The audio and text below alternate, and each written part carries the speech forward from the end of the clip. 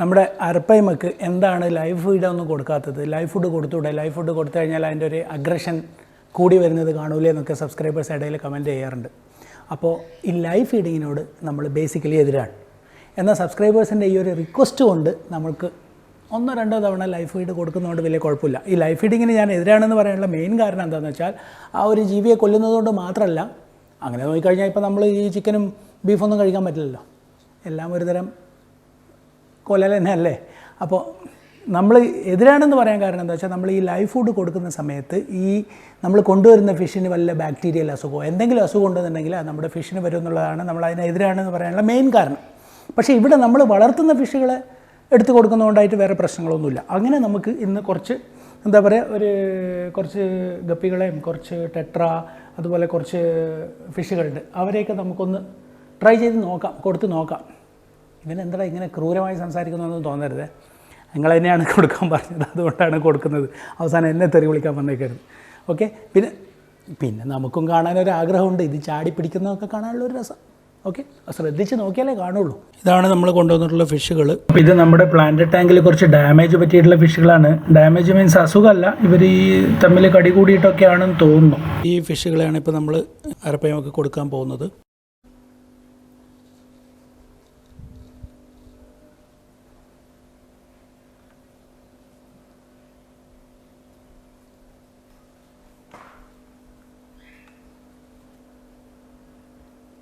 നമുക്ക് ആ ഒരു സൈഡിൽ ഫോക്കസ് ചെയ്തിട്ട് കൊടുക്കാം. നമ്മൾ ഈ ഒരു സൈഡിലേക്ക് ഇട്ട് കൊടുക്കാം, എന്നാൽ മാത്രമേ നമുക്ക് ക്യാമറയിൽ കാണാൻ പറ്റുള്ളൂ.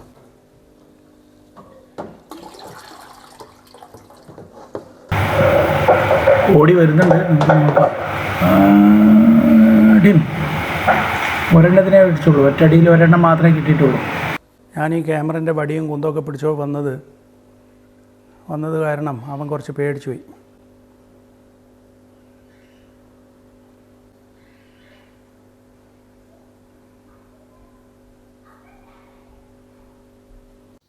ഏതായാലും അരപ്പയമൊക്കെ കൊടുത്തു.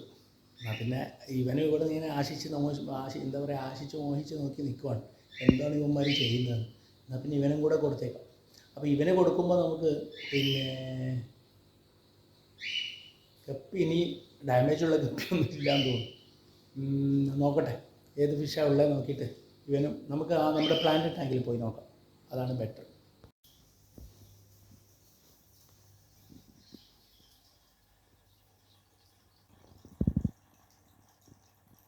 ഇതിൽ ആ പിന്നിലുള്ള യെല്ലോ ടെട്ര അതിനെ പിടിക്കാൻ തോന്നുന്നു. പിന്നെ ഒരു ഗപ്പി എങ്ങാനുണ്ട്, നമുക്ക് നോക്കാം. നമുക്ക് ഒരു ടെട്രയും 4 ഗപ്പിയും കിട്ടിയിട്ടുണ്ട്. നോക്കാം. ആരോണ ഇന്നലെ ഫുഡൊക്കെ കഴിച്ച് ജമ്പായിരിക്കുവാണ്, ചിലപ്പോൾ കഴിക്കില്ല.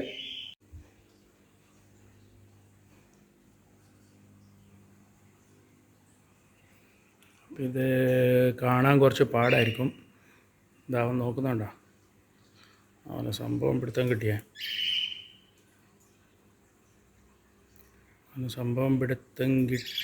അപ്പോൾ നമുക്ക് മെല്ലെ അതിലേക്ക് ഇട്ട് കൊടുക്കാം. അപ്പോൾ നമ്മൾ കൊടുക്കുവാണ്, കണ്ടോണം.